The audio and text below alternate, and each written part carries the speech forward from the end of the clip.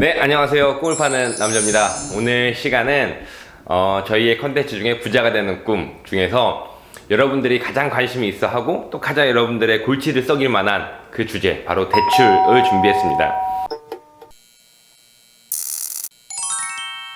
그러니까 우리가 부를 가지기 위해서 가장 경계해야 될 대상이기도 하면서 가장 잘 활용해야 될 대상이 바로 이 대출이라는 건데, 우리는 이러한 선입견과 편견을 갖고 살아요.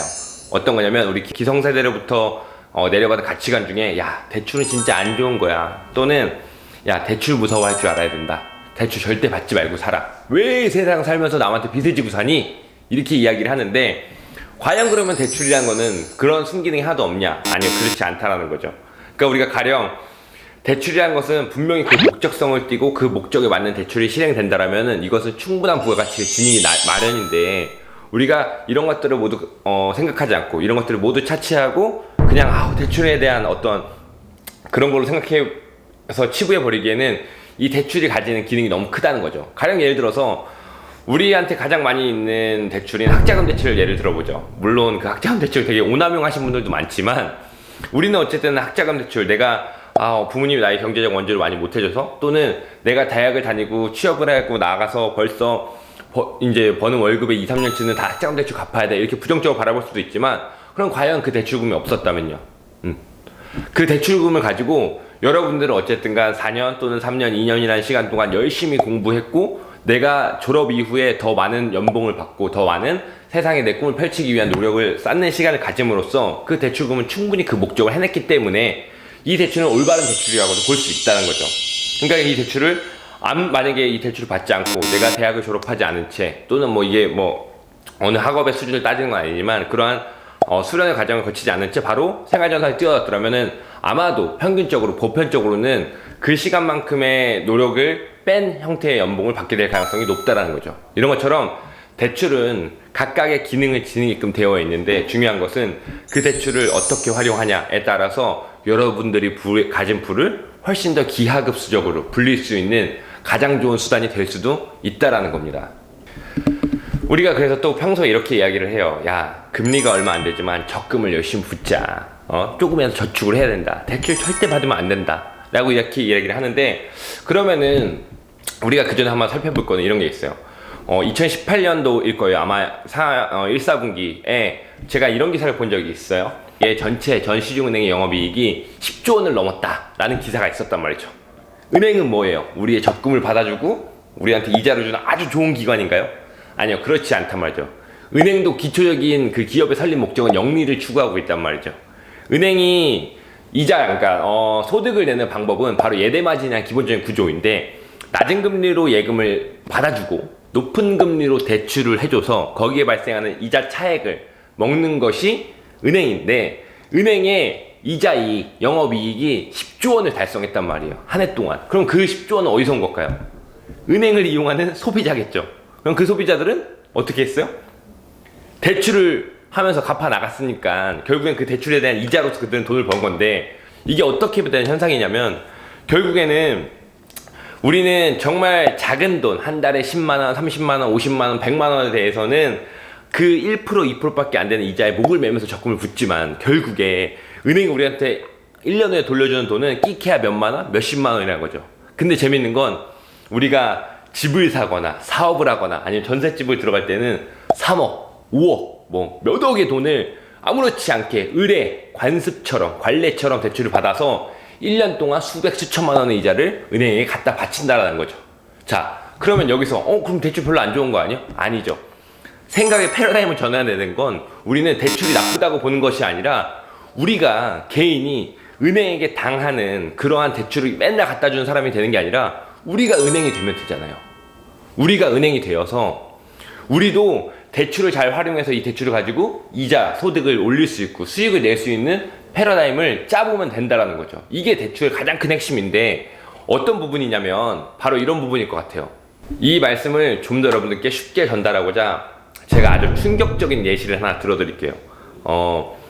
우리나라에서 가장 큰 부동산 기업이 어디라고 생각하세요? 아마 좀 의아해 하실걸요?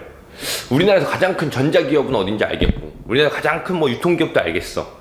근데 부동산 컨설팅 기업 또는 부동산 기업은 어딜까? 라고 했을 때 거기를 한번 적으실 텐데, 우리나라 여러분들 혹시 신세계라는 그룹을 잘 알고 계실 거예요. 신세계는 어마어마한 인프라와 그다음 플랫폼 비즈니스를 갖춘 우리나라의 굴지의 대기업 중 하나이죠. 근데 우리는 보통 신세계를 일컬을 때 우리나라 굴지의 유통기업이라고 일컫습니다. 근데 저는 그렇게 바라보진 않아요. 왜냐하면 신세계가 지금 4차 산업혁명 시대에서 가장 선발적인 비즈니스 플랫폼을 취하고 있는 거대의 부동산 기업이라고 봅니다. 왜 그런 거 하니, 우리가 신세계 계열사를 생각해보면 되게 여러 가지가 있지만, 우리가 뭐 흔히 아시는 신세계 백화점, 그 다음 뭐 SRB리지, 그 다음 SSG 마켓, 기타 등등등등 여러 가지들이 있지만, 여러분들이 눈여겨보셔야 될 기업은 바로 신세계 프로퍼티라는 회사입니다. 이 회사는 설립된 지가 얼마 안 됐어요. 2013년도에 설립이 되었고, 정확하게 이야기하면 부동산 자산 개발 회사입니다. 그럼 신세계 자산을 개발한다. 바로 어떤 거냐면, 이 신세계 프로퍼티의 핵심은 신세계가 앞으로 향후에 비즈니스를 펼칠 수 있는 수많은 부동산을 탐색하고 분석하고 조사해서 최적의 위치를 선정합니다. 그리고 그 이후에 이마트나 이마트 트레이더스, 그 다음 스타필드와 같은 신세계가 가지고 있는 하드웨어를 갖다 놓고 그 안에 신세계가 가지고 있는 컨텐츠를 풀어 놓음으로써 그 부동산의 자산 가치를 극대화시키는 그러한 역할을 하고 있는 게 바로 신세계 프로퍼티라고 볼 수 있겠죠. 그렇게 해서 이익이 났다라면 신세계는 다시 이것을 가지고 회사채를 발행하고 또는 부동산 담보대출, 기본적인 개념은 신용대출보단 담보대출이 훨씬 더 이자가 싸단 말이죠.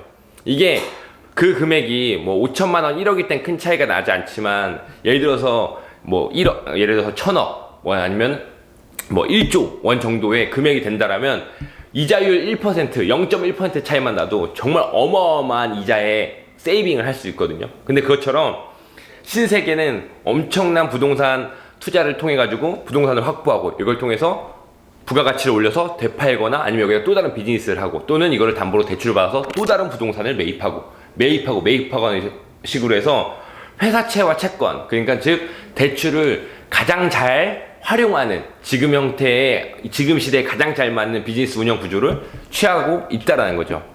자, 그럼 여러분, 돈을 잘 벌기 위해선 저도 마찬가지고 이 영상을 바라보시는 여러분들 마찬가지겠지만, 돈을 잘 벌기 위해선 누구의 말 잘 들어야 되냐면 엄마의 말을 잘 듣는 게 아니라 부자의 말을 잘 들어야 돼요.